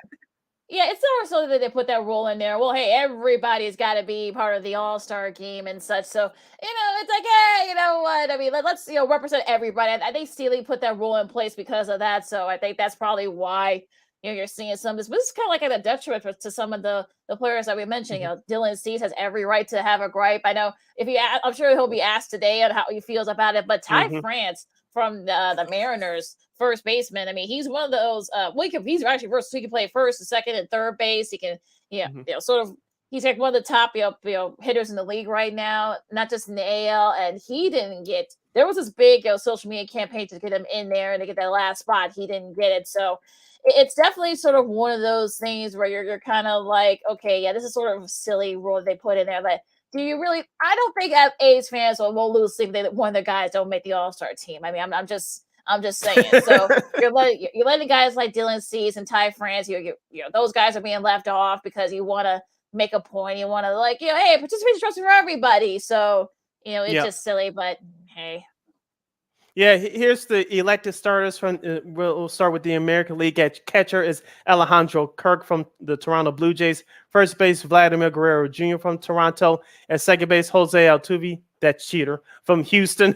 At third base, Rafael Devers, my guy from the Boston Red Sox, of course. Tim Anderson from the White Sox at shortstop. Here's your starting outfielders: Aaron Judge and Giancarlo Stanton from the Yankees. Both of them are having outstanding years. Both of them are healthy. That's why the Yankees have the best record in baseball, of course. The third outfield is Mike Trout from the Los Angeles Angels of Anaheim. The DH is Shohei Ohtani from the Angels as well. The legacy selection, Lakeena, is Melky Cabrera from the Detroit Tigers. Okay, and I can live with that. Now, what about on the NL? My computer's froze, so I can't give you the rosters. Okay, hold on. Let me see if I can open it up here.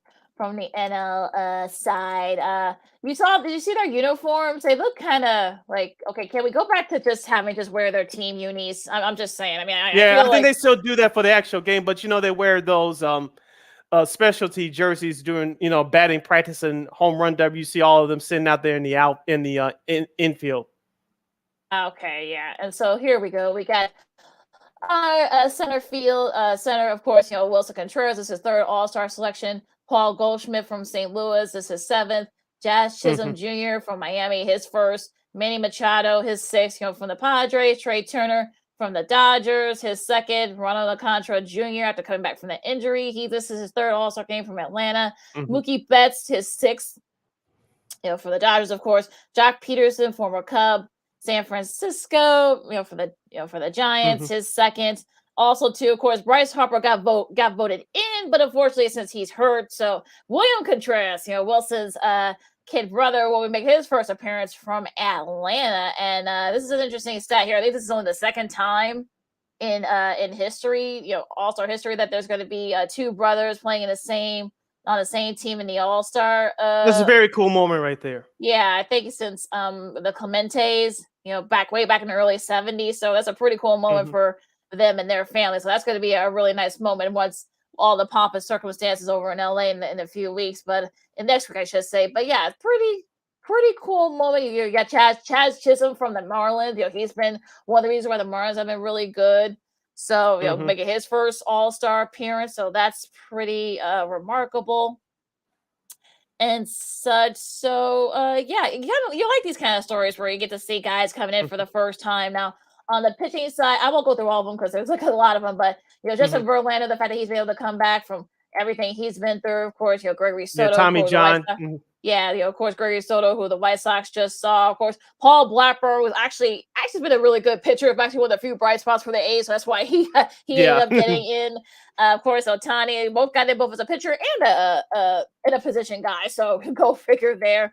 On the NL side, of course, you got Max Fried and of course, Clayton Kershaw in his ninth, and Sandy Alcantara, which I don't know why people don't have trouble pronouncing his name, but whatever. He made his first, his second, I should say, All-Star appearance from the Marlins. So you got the full rosters; they're up somewhere, so you get the full roster. So yeah, that's still pretty cool. You get to see guys, coming in, the veteran guys. Of course, Melky Cabrera got a chance to get in for on the legendary side, and Jose Trevino.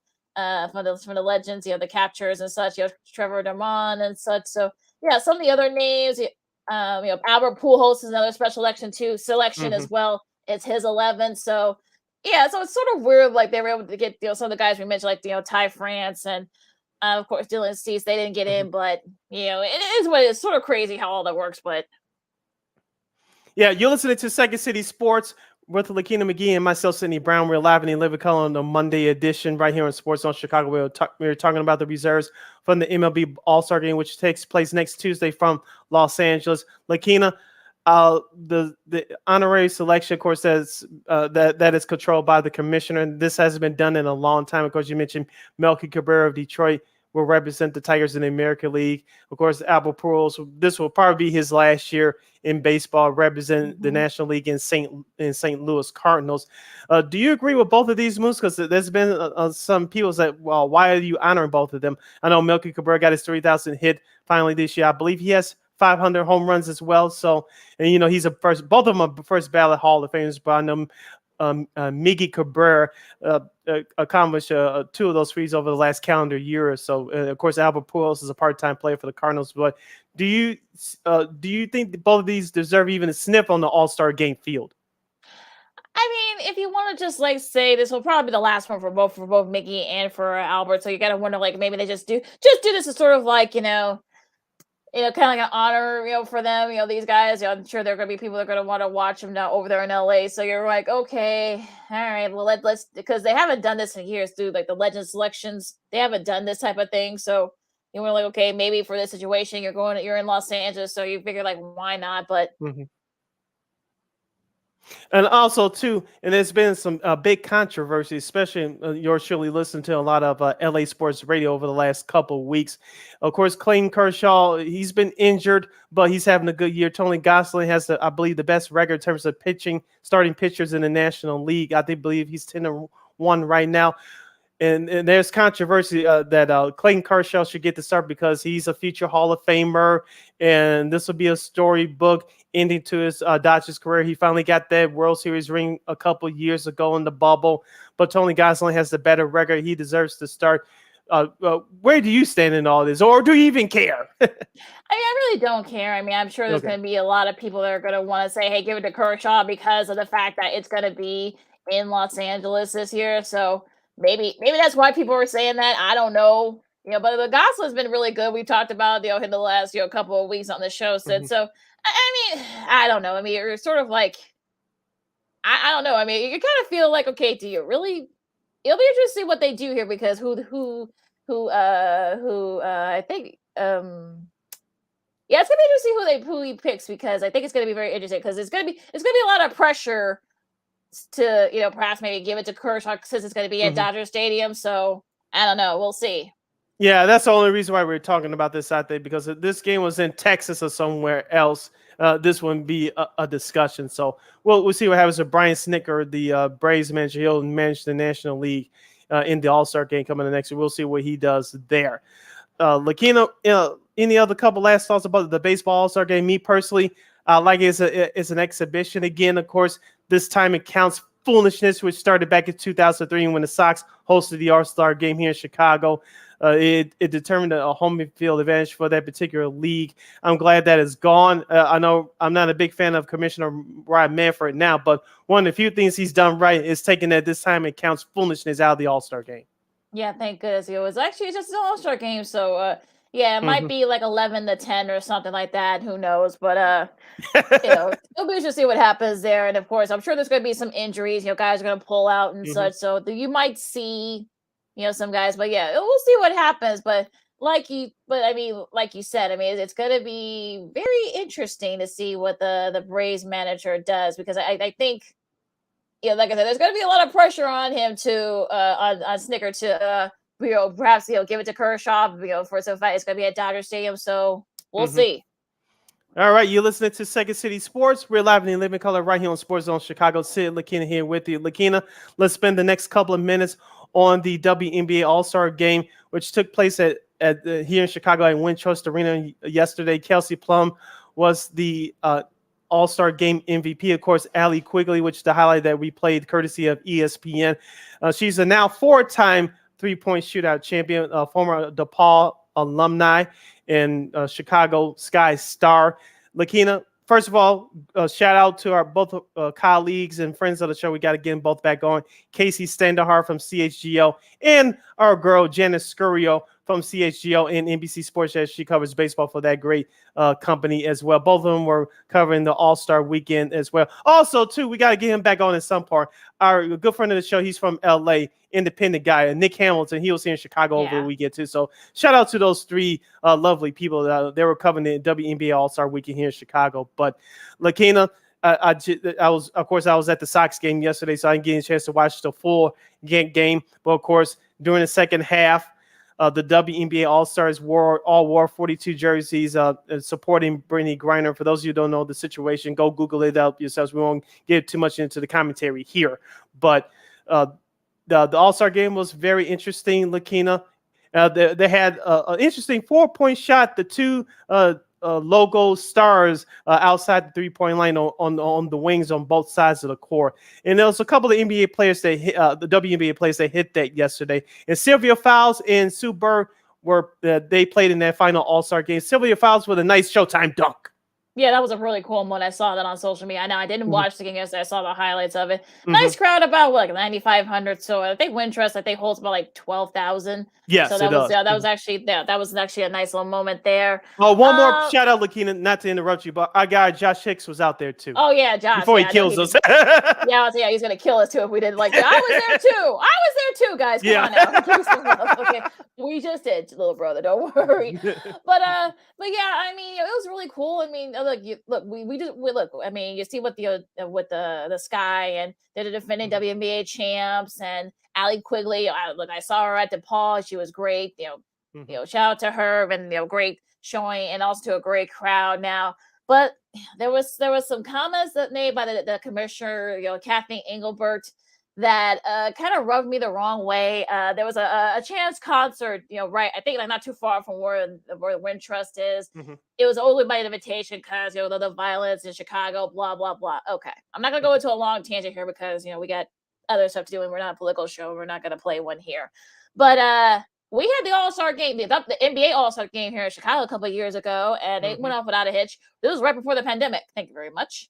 Also, you got the Taste of Chicago, not too far from where Wintrust is, that went on. That's overpriced. It should go back to where it used to be, but that's a whole nother. That's a whole nother space, though. Right. So, we gotta do a Twitter space on that probably eventually. But the fact that you're saying that, we were afraid of violence, and then even the Twitter account from WBA, they said, a safe, like, what's that supposed to mean? See, this is one of the reasons why I always side eye some of the stuff that the WNBA does because of silliness like this. And I feel like, okay, someone's got some preconceived notions about our fair city.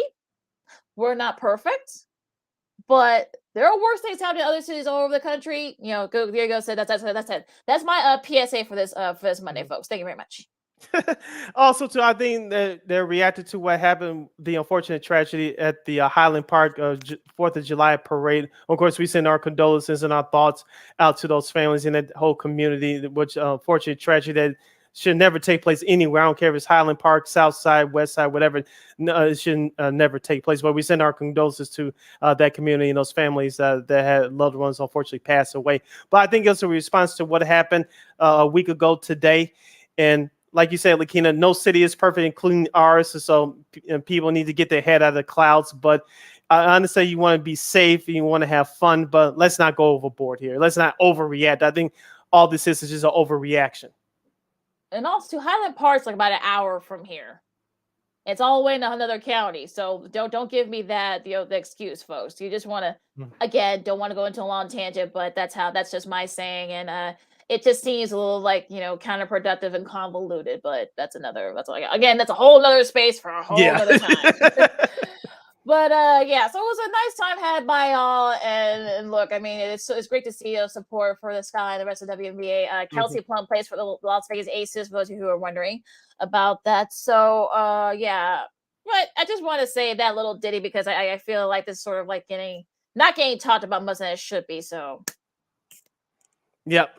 So that's our recap of the WNBA All-Star game. You're listening to Second City Sports Zone Chicago. Sid Lakeena here with you live in a living color right here on Sports Zone Chicago. We still have a few minutes left, Lakeena, before our bottom of the hour break. Let's get into some tennis. Of course, Novak Djokovic won another major tournament yesterday. Of course, This should be the storyline, but unfortunately, it's not the storyline. Of course, he's not vaccinated. Of course, the U.S. Open is coming up in late August into September, which is Labor Day weekend. And he says unless some things change as far as the U.S. is concerned, because as of right now, foreigners that are unvaccinated cannot travel over here. And so he's unvaccinated. He says basically in his presser yesterday at his victory, he said, unless something changes, I want to participate, but I can't. And I'm not going to get vaccinated. Yeah, it'll be interesting to see if the USTA, changes that rule for the U.S. Open, because I'm sure there's going to be a lot of pressure on them, to do that. I mean, they started August 29th, and in that particular area in the National Tennis Center, the Billie Jean King National Tennis Center, foreigners have to be vaccinated. So, and of course, we know Novak isn't. So it'll be interesting to see, will there be pressure on them to perhaps, do away with that rule? Again, we'll see. I mean, look, I know Patrick McEnroe actually wanted to ask him about it, during, after that, but he didn't do it. But of course, afterwards, during his presser, someone did ask Novak about it. So it'll be interesting to see what happens there. I know some people, they didn't really have anybody to cheer for because Novak and some of his comments and some of his other stuff that he did in the last couple of years. Nick Kyrgios, who actually did not talk to PMAC after the match, I think he was just mentally and physically exhausted. But yeah, I mean, so I don't know. I mean, look, you got until the 29th of August. They might change the rule then. Who knows? It might be pressure to change the rule, but who knows what happens there. But even still, I mean, this is the 7th Wimbledon for Djokovic. The 4th in a row. Now he's at 21st. Only trailing Rafa now. So it'll be interesting to see what if he can't. Of course, Daniil Medvedev is the defending champion. So. Unfortunately, this will probably be the big story if I'm talking about Djokovic isn't allowed to, play at the U.S. Open. Yeah. I wanted to ask you a question, Lakeena, and I want to ask our listeners and viewers as well. You can go to Sports Zone Chicago's Facebook page or Sports Zone Chicago on YouTube to give us your answer. Who do you think is the greatest male tennis player of all time? Of course, you have Novak Djokovic, who's on top right now. Of course, you have Rafael Nadal, but let's bring out, of course, some of the big names from the past: Jimmy Connors, John McEnroe, P. Sampras, Andre Agassi. Are those some of the names that we grew up watching? Well, here's the thing with McEnroe, John McEnroe, I should say, he didn't win the French Open. That was his big hole in his resume. As for Connor, same thing. He didn't win the French Open either. He won all the other Grand Slam tournaments. He never won the French Open. Agassi only won 7, but he ended up winning all 4. And Sampras won, I think, like 14, but that seems like a small number now, as if we've seen lately. Yeah. But again, never won the French. Federer, of course, his injuries. He's on right. I think he's on right for like the first time since like '97, since he first came on the senior on the senior circuit. So he's having injury issues right now. Plus, he's also 40. So unfortunately, Nadal is still doing his thing at like 34. You got Djokovic. He now has 7 Wimbledons. That's more than that's only like 1 behind Federer. So yeah, I think he'll have something to say about our buddy Jason Palmer. He's at Ivan Lendl. Yeah, he's definitely. I forgot about that name. Yeah, good call, Jason. Good call. Yeah, definitely very underrated. But again, one of the big little holes in his resume, he never won Wimbledon. That's probably why. And I think he doesn't get as much respect as to Jason's credit. He doesn't get as much respect because of the fact that he didn't win Wimbledon. He had two chances to win it. He didn't. So in A's, but he didn't. He was number 1. So it's just like so many questions. I mean, of course, Federer and you got Nadal's leading right now, and that could change. That could change the U.S. Open. So he might he'll probably come back from that domino train for the U.S. Open series and such. But there's just so much, and I mean, it depends on if we're going by eras. Of course, Rod Laver is one of the all-time greats from the 70s and such, but I don't know. I mean, it's sort of like one of those days where you're kind of like, I don't know.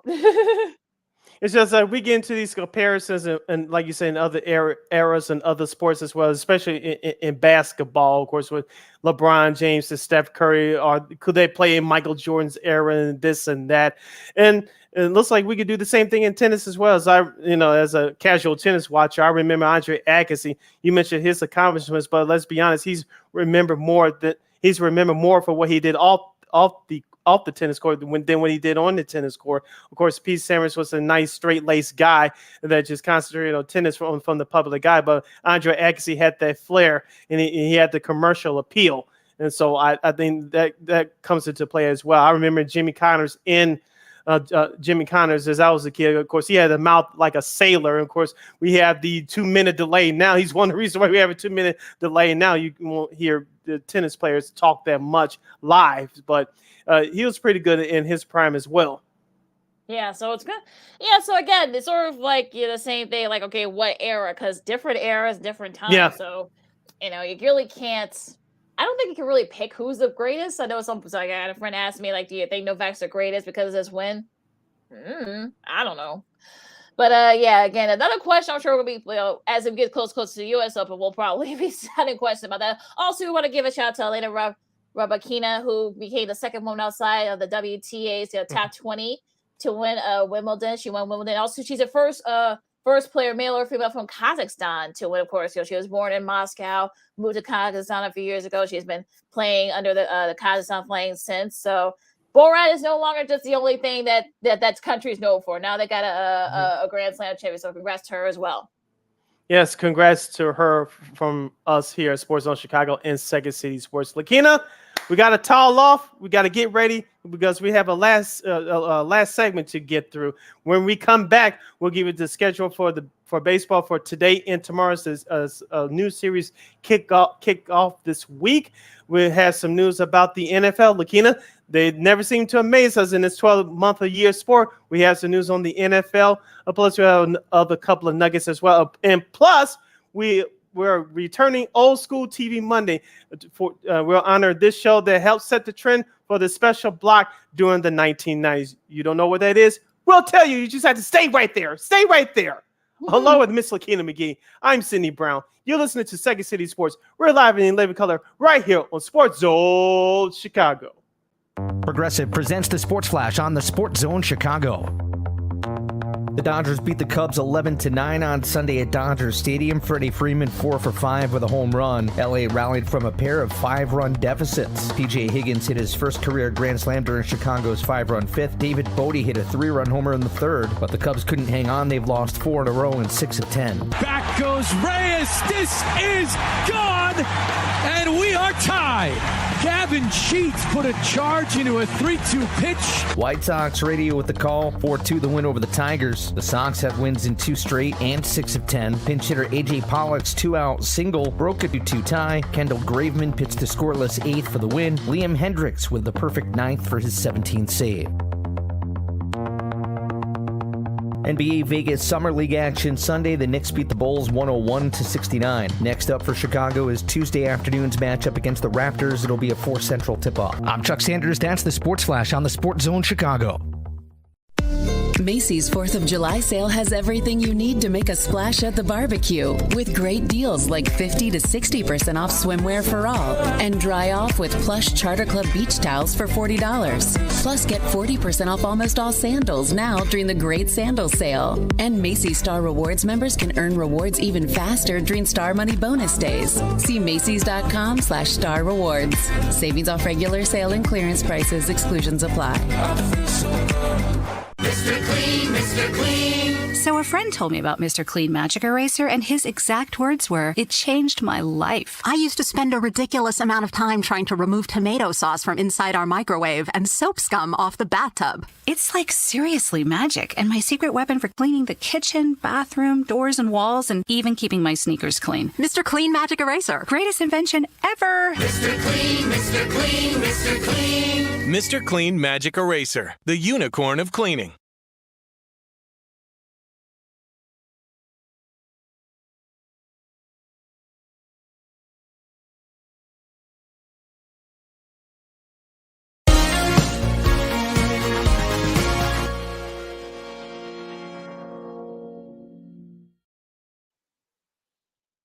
...21 field goals in that first half. And starting the third quarter, McBride Grimes off the screen from Sims. Oh, what a time! And a finish and a detonation by Jericho Sims. About that dime right there. Grimes drives the close out. A little no luck. My man's head was on the rim. Over the head pass by Quentin Grimes. Welcome back to Second City Sports, the live and in living color for a Monday edition right here on Sports Zone Chicago. I'm Sid, that's Lakeena. You can follow yours truly on the Twitter and the IG at SidKid80. Once again, it's SidKid80. That's SIDKID80. That's SIDKID80. You can follow me at Keena McGee on the Twitter and at Keena_McGee on the IG. And we have less than a half hour left of this extravaganza we call a Sports Talk radio show. You have any questions or comments for us, you can go to Sports Zone Chicago's Facebook page or Sports Zone Chicago on YouTube. Type in your questions or comments in the comments section. Lakeena will get them up on the screen for you. And that highlight from the NBA Summer League game between the New York Knicks and the Chicago Bulls are courtesy of the NBA on ESPN and the NBA. We like to thank them one and all. Lakeena, let's get into it quickly. I did check out the highlights of that game, including that highlight from the New York Knicks from yesterday. Dalen Terry made his debut. He had a shaky performance. He scored 11 points, but you could tell that this is his first NBA game, even though it's not official. It's not preseason, obviously. And we said this before, Lakeena. All his teammates and other players that he's playing against, most of them will not be in training camp for those teams come the fall, and most of them not play overseas. So those players are just filling out a roster. And it's all about how well does Mr. Terry develop with this develop his skills right now, and how much will he see him do that, and how much can he contribute to this Bulls team come the fall.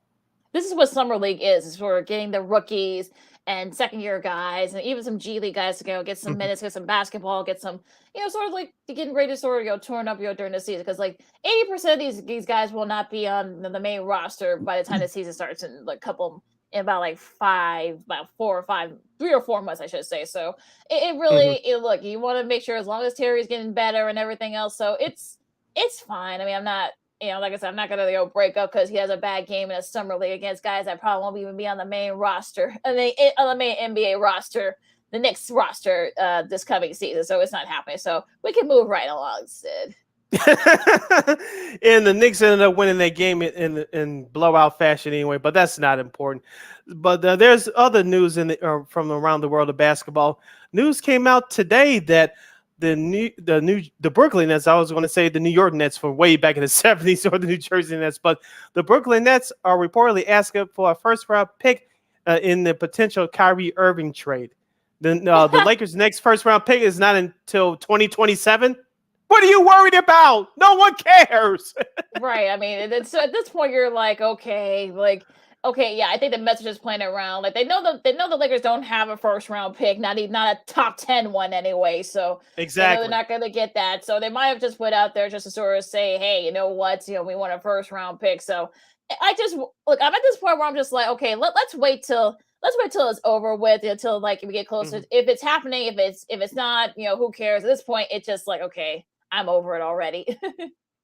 Yeah, so here's the thing, Lakeena. I think we talked about this on our last show on last Friday. It's all about posturing at this point. What can the Brooklyn Nets get out of the Lakers? What can the Lakers get out of the Nets? It's all about maneuvering and playing mind games at this point. And let's be honest here, Russell Westbrook, the Lakers are doing anything and everything to get him out of that building, get him off that roster. LeBron James, this is on you. It did not work last year. As we talked about before, Kyrie wants to be in Los Angeles with the Lakers and see if him and LeBron can do it one more time.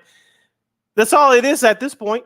That's basically all it is. I mean, I think, especially with the KD trade, because we know how much that someone's going to have to give up. You might have to get a third team involved, I think, in both instances. So, like I said, I'm at the point where I'm like, unless something happens, wake me when something happens. That's for either for KD or Kyrie. So, I'm at this point, like I said, I'm over it.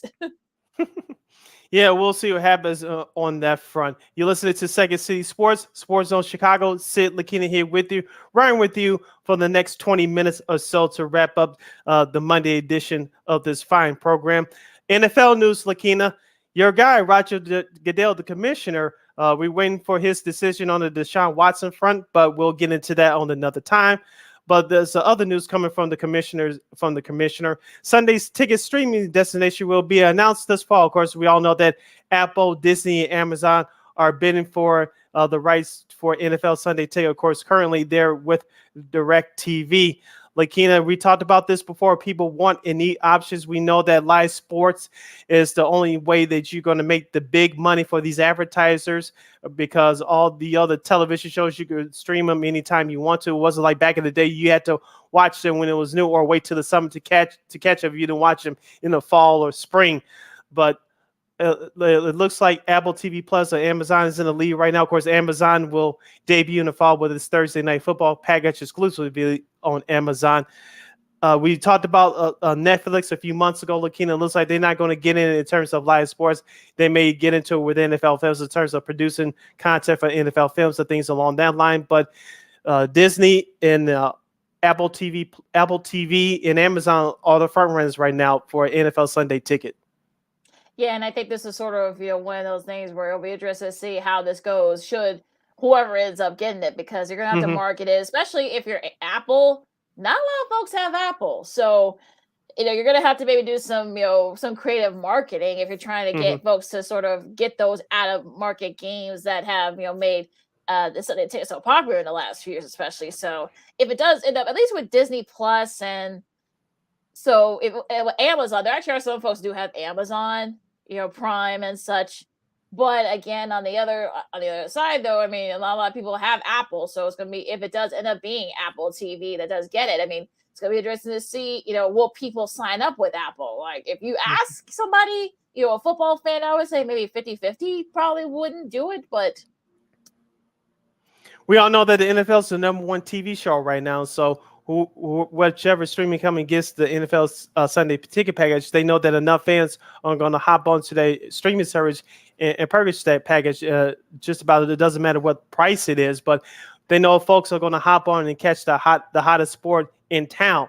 And so we'll see how much they'll charge for it, and we know that a whole lot of advertising is going to go into it as well. Yeah, and I think that's probably where we're going to have to make the money up, is probably through advertising. So yeah, it'll be interesting to see what happens here, because I think, like I said, I think it's going to be interesting to see if people whoever ends up being, because these are all streaming services now, when they do pick a streaming service, will people flock to it? I think that's sort of like I know I harp on it, but I think that's sort of like the number one question now. Yeah, we all know that Apple TV Plus is in the sports game already with live sports with Friday Night Baseball for MLB. It'll continue throughout, at least through the end of this season. We'll see if they get it back starting next year. Of course, we know about Peacock. That's via NBC. They're doing the brunch Sunday morning / early afternoon baseball telecast. And so we'll see what happens with the NFL. Who gets it? Whoever gets it, they're going to pay a tremendous price for it. Yeah, they are, and I think it's going to be interesting to see what happens with that. Now, some news, same with the NFL, but news on their media front. There is a new co-host, I should say, of Good Morning Football. Of course, Kay Adams. Of course, she was there since the inception. She left a couple months ago. Chicago's very own. Yes, she is from right here in Chicago, and there was some speculation on who would take over that spot. Well, they have found that person, and NFL media, they made the announcement earlier this morning. It is veteran CBS sports reporter Miss Jamie Erdahl, who is terrific. She's from Minnesota, and they made the announcement. They made the official announcement. Of course, that rumor's been going around for like the last couple of weeks, but they made it official. She'll be the new co-host of Good Morning Football. Now, how does this sort of affect what she does with? Of course, she had been doing SEC football, doing the sidelines there on CBS the last 6 years. Now Jenny Dale will take over that spot. She'll join Brad Nessler and Gary Danielson, and that. Of course, Boston Red Sox fans know her from when she was in NESCN. That's where I first saw her on Nesson, in Boston. Nesson, of course. So yeah, she'll be joining that crew as well. She's with CS last few years as well. Also, Cherie Burris will take over her spot as the lead college football reporter for CBS Sports Network. She'll join Rich Walls and Aaron Taylor for that this upcoming season. So, Sid, what do you think about that news? It's not surprising as you mentioned that this news has been rumored out there for the last couple of weeks. I actually enjoyed Good Morning Football, so Jamie O'Donnell, she's going to do a good job. Just hopefully that you could bring more fun and more casual, more comfort level to that program. Of course, you have Peter Schrager is there. Of course, Kyle Brandon has been a rising star on that show and for the NFL Network over the last few years or so. I still can't believe that was still him on Real World Chicago some 20 plus years ago. I'm starting to feel old. Well, yeah. Well, look, I saw him on Days of Our Lives. He was full up on Days of Our Lives for about a year. So that's how I found out about him. So that was about the same time too, like about a year, like 2 years after that. So yeah, you are feeling old. We're all about the same age. So yeah, go figure. But he does a good job there as well. So it'll be interesting to see who they get to replace Nate Burleson, because they haven't really replaced him yet. So right. I know they've had various players. I forgot who's going to be who's on there this week, but hopefully before the season starts, they'll have like an actual a full like team they can kind of market behind. Yep, we'll see what happens with that show going forward. Staying with the NFL one more time, Condoleezza Rice will join the Broncos ownership group because the Denver Broncos, of course, are up for sale. Of course, rumor has it that Magic Johnson, who has a small stake in the LA Dodgers, baseball team, he's rumored to be interested in purchasing the Denver Broncos. Of course, I think Pat Bowen passed away a couple of years ago, and so that team is up for sale. Condoleezza Rice has joined the group to buy the Broncos. Of course, she was on the original college football playoff committee a few years ago. People thought that she was going to take over as NFL commissioner. It looks like that's not happening. So what do you think about this? Yeah, I like the idea. I think, look, you want more diversity, not just, in the front office, but also on the ownership side. So I know that she and the owners now, the new owners for the Broncos, are pretty close. So that's one of the reasons why they contacted her. She's got the money. So I think that was a pretty cool concept in that front. So I think that'll be interesting to see how much of a say she'll have in some of this, how much of a sort of involved she'll be. So it'll be interesting to see what happens there. And I want to clean this up. Darius Butler, who those of you who remember him, he played for the Patriots, the Colts, and the Panthers. So he's going to be sitting all this week. So that'll be interesting to see what he does. He actually hosts a very popular he co-hosts a podcast. So he'll be doing the joining the Rays for Good Morning Football all this week. So like I said, well, hopefully they'll figure out what to do, and hopefully he'll be one of the top contenders to replace Nate Burleson. The man-to-man pod, of course, he's a former quarterback, so that's actually a pretty cool name. So just wanted to bring that back. All right, you listen to Second City Sports on Chicago. Sid, Lakeena here with you, riding down the home stretch for this Monday edition of the program. Before we get to our old school TV Monday salute, we'll give you the schedule from around the world of baseball. There's new series that are starting today and tomorrow. Of course, Detroit and Kansas City are starting off their 3-game series right now. Of course, it's scoreless in the opening game of today. That's in the top of the 3rd inning. Of course, you have the White Sox and the Guardians tonight. You also have Pittsburgh at Florida to take on the Miami Marlins. The Red Sox and the Tampa Bay Rays will do battle again. Of course, we all saw what happened with Tampa and Boston last week. We had the Phillies and the Cardinals, the Mets at the Braves. Big division battle. I cannot wait for that. I'll be watching this one via this computer screen. Well, of course, it's going to be on FS1 too, so you won't need the computer screen. Well, for the local broadcast, I will, but that's a whole other issue.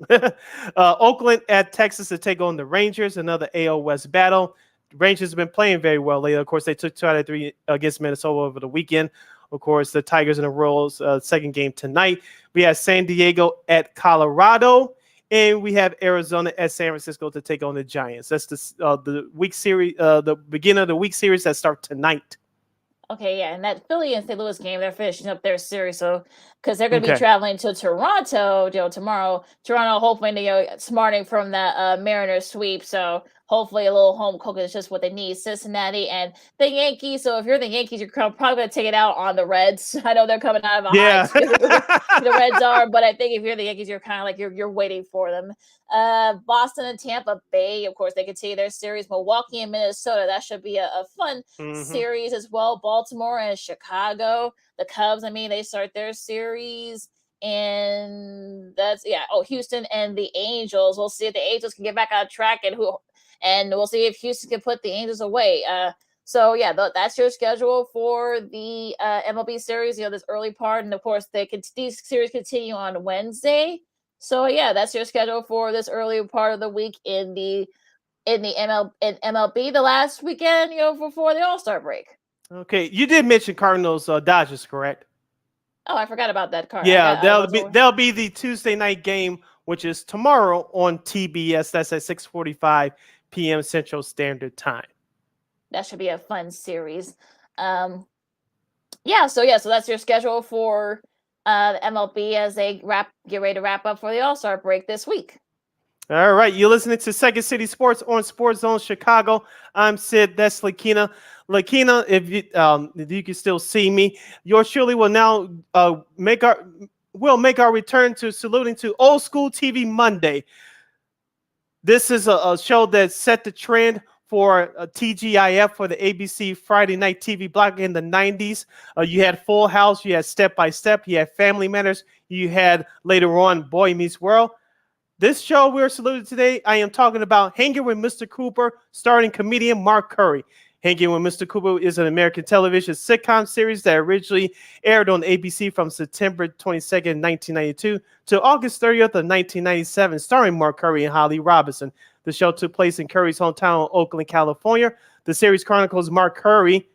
He played Mark Cooper, an NBA player turned substitute teacher and later basketball coach, and his roommate and girlfriend, then fiancée Vanessa, Holly Robinson, Pete's character. Hanging with Mr. Cooper was produced by Jeff Franklin in association with Warner Bros. Television. Of course, Jeff Franklin was the creator of Full House as well.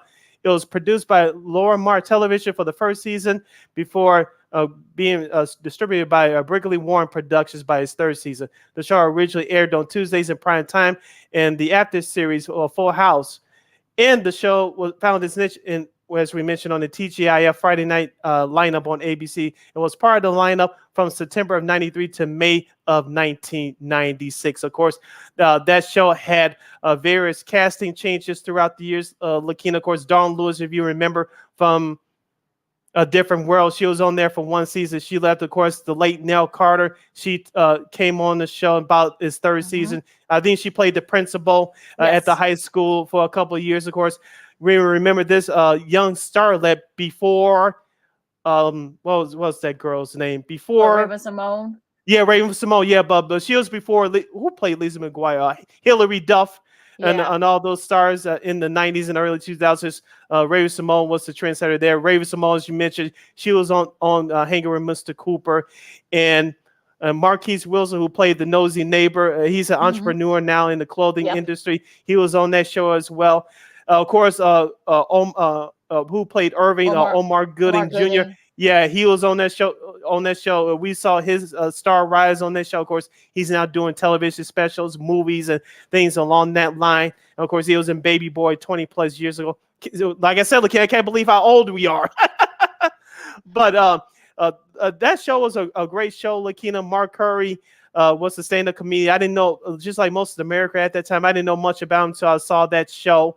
And it was a very funny show. And I remember listening to an interview of his a few years ago, and I read this somewhere too, that, as I mentioned, that the series premiered on a Tuesday during his first season, but ABC, he didn't like this at the time. I heard him on the interview. He didn't like this at the time, but ABC changed his show to be more of a family-friendly show because it moved to the TGIF Friday night block, but he wanted to keep it an adult oriented comedy, which of course his character worked with kids, but he didn't like the change, but he had to go with it just to please the networks. But it was a very funny show. I really liked the first season, but it was still funny throughout the years. Of course, Mark's character and Vanessa finally got together. It was supposed to have a season 6, but it didn't happen. But it was still funny throughout the years. I really liked that first season, and it was a very good show, and it really fit that TGIF lineup despite some disagreements between Curry and the network.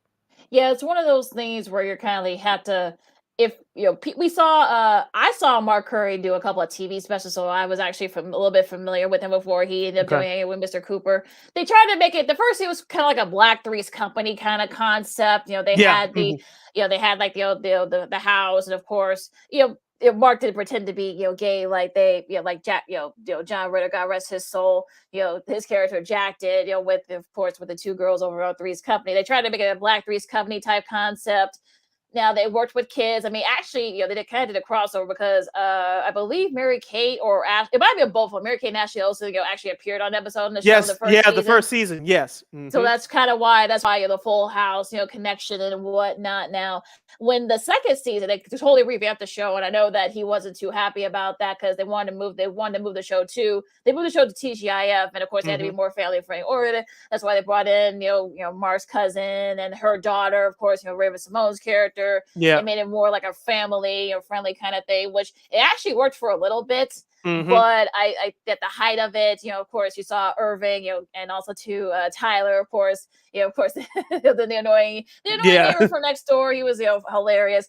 I actually felt that the show kind of jumped the shark when they put Mark and Vanessa together because I did not like dynamic. The dynamic kind of changed, and I wasn't too crazy about that. You knew that show was over when they did that too. Yeah, it jumped the shark. So I think that's why I know there was supposed to have been I think even Holly Robinson Pete said it too. In interviews, and also even on Twitter. I thought I heard mentioned on Twitter too. She's a good follow too. Follow her on Twitter. Yeah. But yeah, she said they were supposed to have done a season 6, but I guess the Rays kind of tanked. So, and because they took the show off, and I think they put it like on Saturdays, which it didn't do well when it came back on Saturdays. Of course, back then that was like the dead man walking slot. The late great Alan Thicke, God rest his soul, said that. So that was sort of what happened with that show. And then, at the 6th, there was no 6th season. So the show kind of ended. So I think the show kind of lost its way too, of course. So they really didn't have an identity, as it got, down the line, where it made it more of a family friendly kind of sitcom and such. So the last season, they kind of went back to the old, like the more adult concept of course, when they got Mark and Vanessa together. But like I said, I wasn't a big fan of that. I mean, they were great moments. There were actually really great moments from the show too. Of course, a young Tyrese Gibson. That was back when the Coca-Cola commercials with the headphones. Yeah, he was singing on the bus. Yeah, on the bus. That's how he got noticed. Of course, he made an appearance on the show. They actually dealt with some issues. They dealt with city violence. They dealt with a couple of other big issues as well. So it kind of covered the gamut, but I think it was one of those shows where it didn't really have an identity. But of course, now you can watch the show's on a Hulu now, folks. So if you have a Hulu subscription, you can check that out. A lot of other shows from that, that time and TGIF lineup. But I mean, look, it was great for what it was. I mean, it sucked that it didn't really have an ending, but it was great for what it was. That's how I feel like. That's one of those shows where it didn't really have like an ending, but it was great for the time and for what it was. Yeah, a couple of things that you brought up here, Lakeena, especially back then. Saturday night was death night back then because, like I said, everybody was out, especially during the spring and summer. Everybody's out vacation. It's just everybody out having a good time. No one's watching new episodes on the Saturday night. Of course, all that's changed now with on-demand and streaming. You can watch any of these shows anytime you want. You remember A Different World, Lakeena, which we'll salute that show down the road. But remember, its series finale, it aired originally on a Saturday night. On a Saturday, yep. I was like, they really did that show wrong. They did that show wrong. Well, here's the thing, though. I always felt that when Dwayne and Whitley, when Dwayne stopped Whitley's wedding, blah blah blah, that should have been the ending right there. There was really no need for another season after that. That was a perfect ending for the show and such. We'll get into that eventually, but I have my comments on that show too. But go on. Yeah, me too. But also too, Raven Simone, of course, she came from the Cosby Show, and her starting to continue to rise on Hanging with Mr. Cooper. Remember, she did that song called "That's What Little Girls Are Made Of." Yes. You know who produced that, right? Oh, yes, but tell the people. I know who produced it. Yeah, a young producer turned rap superstar named Missy Misdemeanor Elliott. Missy Elliott. That was one of the first things she did. That was one of her first projects that she co-wrote and produced that song. And actually, that song actually became a top 10 hits, a top 20. It sure did. So it sure did. I was watching I think it was an Unsung episode of some documentary. I was like, I remember the song, but I didn't know Missy Elliott produced that at the time, but she wasn't as famous yet. Of course, she became famous in 1995, 96. Of course, she her career took off from there. But Yeah, I remember Raven Simone. Like I said, she was Olivia on the Cosby Show, and of course, Dawn Lewis. I was sad that she left after the first season, but she was on the hit TV show before then, on A Different World, Jaleesa, and that was one of the most iconic characters on that show. Of course, Holly Robinson, now Holly Robinson Pete. Remember, we'll probably honor this show down the road too. 21 Jump Street was one of the first shows on Fox, next to Married with Children and Parker Lewis, and those are iconic shows. So a lot of unsung stars guest starred on that show too. Chris Tucker, Jamie Foxx, and of course guest appearances by Charles Barkley and Reggie Miller. And it was a very good show. But like you said, Lakeena, in the last couple of years, it struggled to find its footing. Yeah, and look, I think like I said, it had its great moments. Like I said, we talked about Tyrese.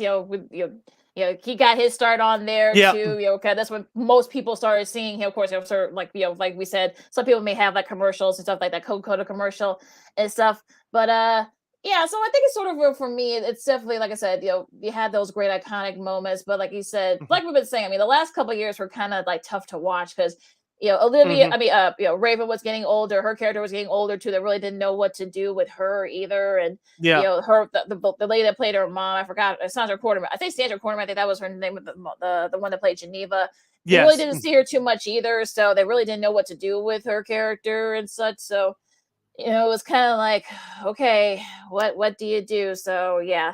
Now again, back in the day, like back in the 70s and 80s, like Saturday was lit. You had 227, which I'm sure we'll honor that show on Old School TV Monday at some point. The Golden Girls, among a few other shows.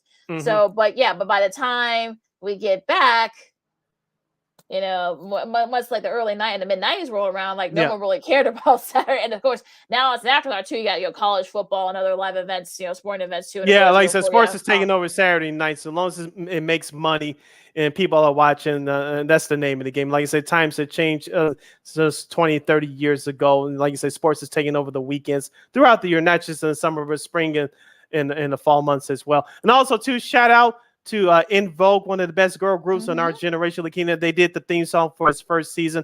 I was sorry that they changed that, but that theme song for the first season, it was lit, as the kids would say. It was lit.